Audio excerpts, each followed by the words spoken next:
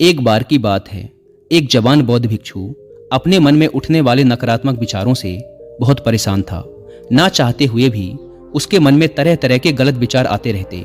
उसका स्वभाव भी काफी चिड़चिड़ा हो गया था। वह बात बात पर गुस्सा हो जाता, दूसरों के प्रति जलन और नफरत की भावना रखता, लोगों की बुराई करता और अपने मन में तरह तरह की नकारात्मक कल्पनाएं करता। वह अपनी इन सब बुरी आदतों से बहुत परेशान हो चुका था। उसने बहुत से तरीके आजमाए, बहुत प्रयास किया अपने अंदर के इन बुरे विचारों को खत्म करने का, लेकिन कोई भी तरीका काम नहीं कर रहा था। अंततः एक दिन परेशान होकर उसने अपने गुरु के पास जाने का निर्णय किया। गुरु एक बहुत ही बुद्धिमान और आत्मज्ञानी व्यक्ति थे। जवान भिक्षु ने गुरु से पूछा, गुरुदेव, मैं अपने मन से इन नकारात्मक विचारों को कैसे खत्म कर सकता हूँ? गुरु ने उत्तर देते हुए कहा, नकारात्मक विचार बादलों की तरह होते हैं जो कि साफ आसमान को धुंधला बना देते हैं। अगर तुम्हें साफ आसमान देखना है तो पहले इन बादलों को हटाना पड़ेगा। ठीक इसी प्रकार अगर तुम अपने दिमाग से नकारात्मक विचारों को खत्म करना चाहते हो तो सबसे पहले तुम्हें इन नकारात्मक विचारों के मूल कारणों को पहचानना और उन्हें नष्ट करना पड़ेगा।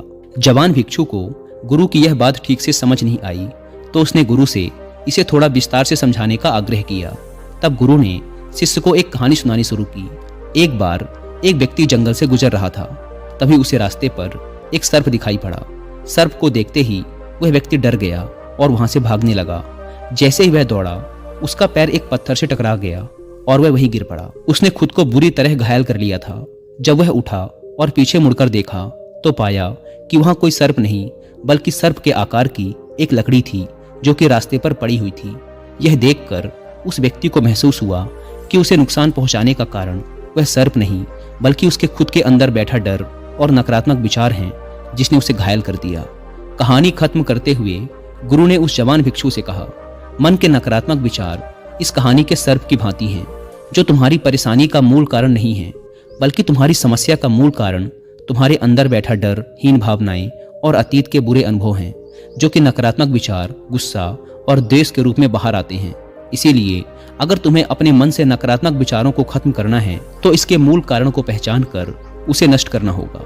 अब हम इस कहानी को अपने जीवन में कैसे लागू कर सकते हैं, इसके लिए कुछ प्रैक्टिकल टिप्स हैं। पहला, माइंडफुलनेस यानी जागरूकता का अभ्यास करो। अपने विचारों और भावनाओं के प्रति जागरूक रहो।